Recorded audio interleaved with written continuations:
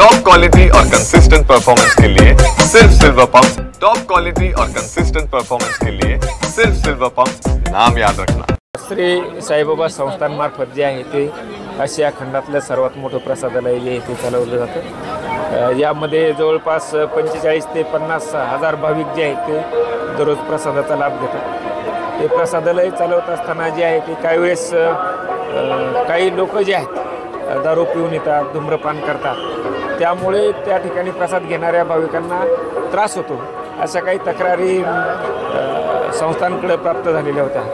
त्यामुळे साई भक्तांच्या सोयीसाठी जो आहे तो आजपासून जे आहे बाबांचं दर्शन घेतल्यानंतर दर्शन लाईनमध्ये जे आहेत ज्या ठिकाणी उदी प्रसाद वाटप होतो त्या ठिकाणीच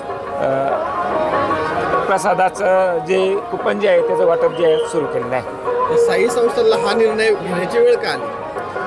नाही, हे धूम्रपान करणारे लोक असतात, मद्यपान करणारे लोक असतात, गुन्हेगारी सुद्धा काही प्रमाणात वाढलेली आहे।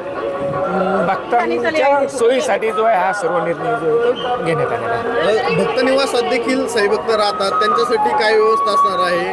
नेमकं साई दर्शन अगोदर ज्यांना जेवण करायचं त्यांच्यासाठी काय व्यवस्था असेल किंवा अन्नप्रसाद पाकिट जे भक्त निवासमध्ये राहण्यासाठी येतात ते आल्याबरोबर त्यांचं रजिस्ट्रेशन ज्यावेळेस होतं त्यावेळेस त्यांना नाश्त्याचे आणि भोजनाचे कुपन दिले जातील। जे हॉस्पिटलमध्ये जे आहेत जे रुग्ण येतात त्याचे 2 नातेवाईकांना सुद्धा ते भोजनाचं आणि नाश्त्याचं तिकीट जे दिलं जाईल। या व्यतिरिक्त काही सहली येतात, पालख्या येतात, ऐन वेळेस कोणी अचानक येतं त्याला अगोदर जेवण करायचं असतं, नंतर दर्शन करायचं असतं, तर ती व्यवस्थासुद्धा जे आहे ते प्रसादालयामध्ये चौकशी करून त्या भक्तांना सुद्धा त्या ठिकाणी कुपन दिलं जाईल। कोणताही बाबांचा भक्त जो आहे तो भोजनाशिवाय राहणार नाही याची पूर्ण दक्षता जी आहे ती साईबाबा संस्थांनी घेतली आहे।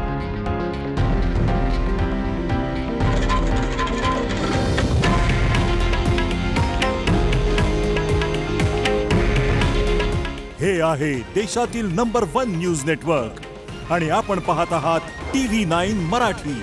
काळजी तुमची, हित महाराष्ट्राचं।